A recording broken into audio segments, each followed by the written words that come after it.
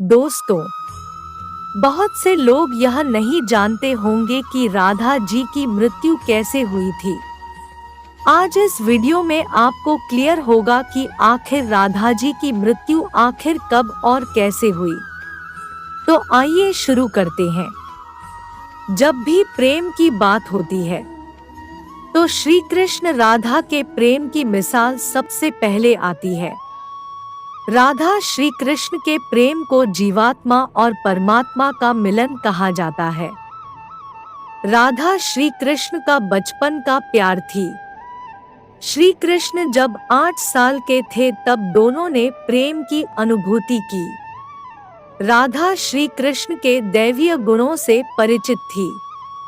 उन्होंने जिंदगी भर अपने मन में प्रेम की स्मृतियों को बनाए रखा। यही उनके रिश्ते की सबसे बड़ी खूबसूरती है। कहा जाता है कि श्री कृष्ण को केवल 2 ही चीजें सबसे ज्यादा प्रिय थी। ये दोनों चीजें भी आपस में एक दूसरे से गहराई से जुड़ी हुई थी, बांसुरी और राधा। कृष्ण की बांसुरी की धुन ही थी जिससे राधा श्री कृष्ण की तरफ खिंची चली गई। राधा की वजह से श्री कृष्ण बांसुरी को हमेशा अपने पास ही रखते थे। भगवान श्री कृष्ण से राधा पहली बार तब अलग हुई जब मामा कंस ने बलराम और कृष्ण को आमंत्रित किया। वृंदावन के लोग यह खबर सुनकर दुखी हो गए।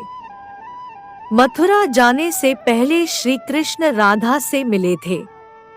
राधा कृष्ण के मन में चल रही हर गतिविधि को जानती थी। राधा को अलविदा कह कृष्ण उनसे दूर चले गए। कृष्ण राधा से ये वादा करके गए थे कि वो वापस आएंगे, लेकिन कृष्ण राधा के पास वापस नहीं आए। उनकी शादी भी रुक्मिणी से हुई। रुक्मिणी ने भी श्री कृष्ण को पाने के लिए बहुत जतन किए थे।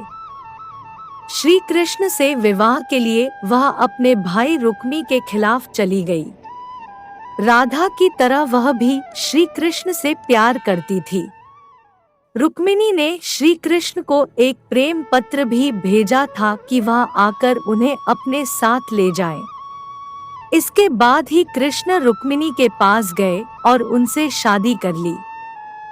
कृष्ण के वृंदावन छोड़ने के बाद से ही राधा का वर्णन बहुत कम हो गया। राधा और कृष्ण जब आखिरी बार मिले थे तो राधा ने कृष्ण से कहा था कि भले ही वो उनसे दूर जा रहे हैं, लेकिन मन से कृष्ण हमेशा उनके साथ ही रहेंगे। इसके बाद कृष्ण मथुरा गए और कंस और बाकी राक्षसों को मारने का अपना काम पूरा किया। इसके बाद प्रजा की रक्षा के लिए कृष्ण द्वारका चले गए और द्वारकाधीश के नाम से लोकप्रिय हुए। जब कृष्ण वृंदावन से निकल गए तब राधा की जिंदगी ने अलग ही मोड़ ले लिया था। राधा की शादी एक यादव से हो गई। राधा ने अपने दाम्पत्य जीवन की सारी रस्में निभाई और बूढ़ी हुई, लेकिन उनका मन तब भी कृष्ण के लिए समर्पित था। सारे कर्तव्यों से मुक्त होने के बाद राधा आखिरी बार अपने प्रियतम कृष्ण से मिलने गई। जब वह द्वारका पहुंची तो उन्होंने कृष्ण के रुक्मिणी और सत्यभामा से विवाह के बारे में सुना, लेकिन वह दुखी नहीं हुई। जब कृष्ण ने राधा को देखा तो बहुत प्रसन्न हुए। दोनों संकेतों की भाषा में एक दूसरे से काफी देर तक बातें करते रहे। राधा जी को कान्हा की नगरी द्वारिका में कोई नहीं पहचानता था। राधा के अनुरोध पर कृष्ण ने उन्हें महल में एक देविका के रूप में नियुक्त किया।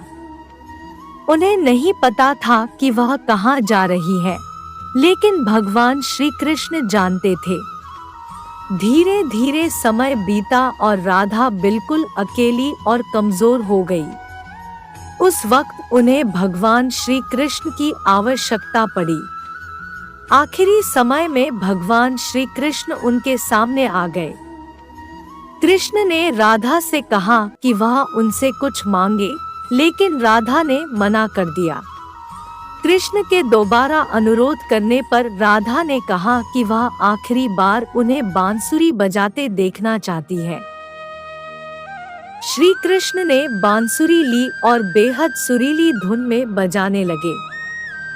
श्री कृष्ण ने दिन रात बांसुरी बजाई जब तक राधा आध्यात्मिक रूप से कृष्ण में विलीन नहीं हो गई। बांसुरी की धुन सुनते सुनते राधा ने अपने शरीर का त्याग कर दिया। हालांकि भगवान कृष्ण जानते थे कि उनका प्रेम अमर है, बावजूद वे राधा की मृत्यु को बर्दाश्त नहीं कर सके। कृष्ण ने प्रेम के प्रतीकात्मक अंत के रूप में बांसुरी तोड़कर झाड़ी में फेंक दी। उसके बाद से श्री कृष्ण ने जीवन भर बांसुरी या कोई अन्य वादक यंत्र नहीं बजाया। कहा जाता है कि जब द्वापर युग में नारायण ने श्री कृष्ण का जन्म लिया था, तब मां लक्ष्मी ने राधा रानी के रूप में जन्म लिया था ताकि मृत्यु लोक में भी वे उनके साथ ही रहे। ऐसे ही वीडियो देखने के लिए चैनल को सब्सक्राइब जरूर करें।